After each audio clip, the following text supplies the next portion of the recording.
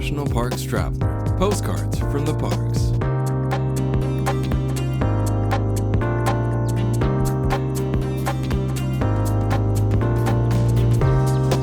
Hi, this is Kurt Repenchik and Kim O'Connell with another audio postcard from Everglades National Park. This morning we got up a little bit early and we headed down to the Anhinga Trail down at Royal Palm. And Kim, it's pretty much as advertised. I mean, this place is just full of wildlife. It really is. This is a beautiful, accessible trail, and you're not that far off the main park road here, and yet we feel like we've just stepped into this wildlife wonderland. There are bird sounds all around. We've seen a couple alligators already. The sun is rising ahead of us. It's really fantastic here. Egrets, some of them are posing. They look like they're statues. They're so still, waiting for some movement in the water beneath them. And we actually saw a black anhinga, the bird that the trail is named after, at the top of a tree, sunning itself, spreading its feathers and wings wide. To dry off, of course. To dry off, right. They don't have a lot of oil in their feathers. So that was pretty spectacular. I was a little concerned, when we first left the parking lot and got onto the trail. There's a nice pond there at the beginning. And this alligator must have sensed us before we got to the side of the pond, because he immediately started swimming over there. A little habituation going on. I'm not sure what the deal is with that, if people have been throwing him bread or what, but not exactly a good sign. But still, it's pretty cool to see an alligator. It's pretty cool, and at least this alligator is living in the wild here in Everglades National Park. So I'm guessing there's plenty of food sources in this pond, and it's living a pretty happy life. So there's lots of little side boardwalks that seem to go off the main pathway, and they take you down. Oh, there's another anhinga. Right there. Look at that. We're just happening upon another anhinga sitting on top of a bare branch in the full sun. They know how to pick their spots, Kurt. They do. And what's really cool is you've got this pond or lake, whatever it is, just full of lily pads, and I can just imagine what it looks like when they bloom with their yellow flowers. It must be just astonishing. That's a beautiful bird. Just kind of enjoying the morning like we are.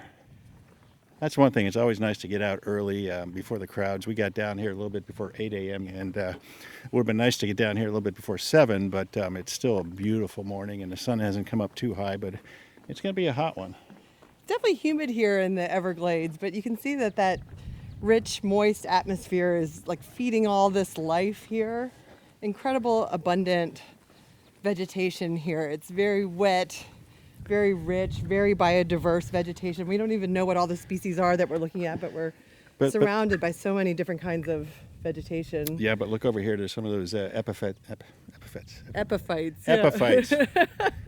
Haven't had enough coffee yet this morning. Epiphytes that are starting to bloom, and the rich burgundy flowers. They're just amazing against the green and even the gray of the trunks of the trees that they're host trees.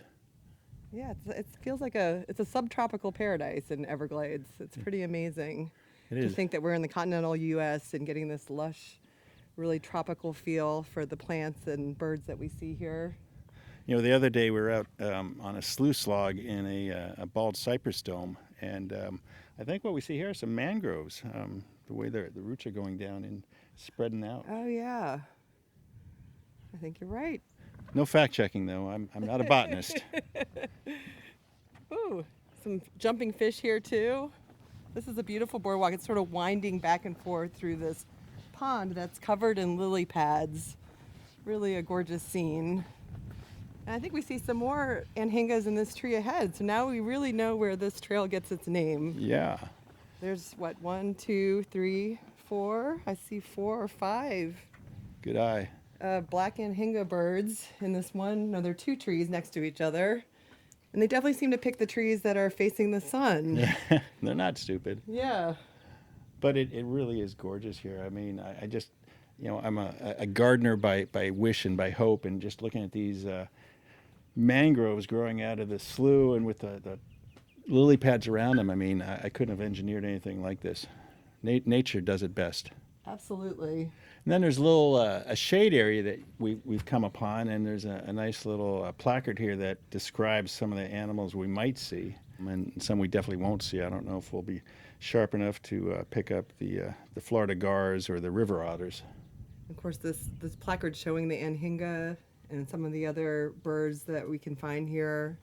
Moorhens. Cottonmouths. Yikes. Definitely want to keep your distance from those. Yeah, no thanks. Alligators, great blue herons.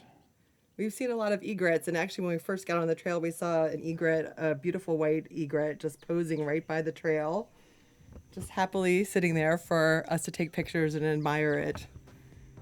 So when you come down to the Everglades, it's definitely a must-do, check off on your list. You have to walk the Anhinga Trail, if nothing else to say you've done it, but it really is spectacular. Getting out above this slough with all the wildlife and plant life around it, if you're from another part of the country, like I've come out from Utah and Kim's come down from Virginia, definitely nothing we have back home. That's right. For The Traveler, this is Kurt Repenchik and Kim O'Connell on the Anhinga Trail in Everglades National Park. National Parks Traveler is a 501c3 nonprofit media organization providing daily editorial coverage of national parks and protected areas. Traveler's coverage is made possible by reader and listener donations. Visit us at nationalparkstraveler.org.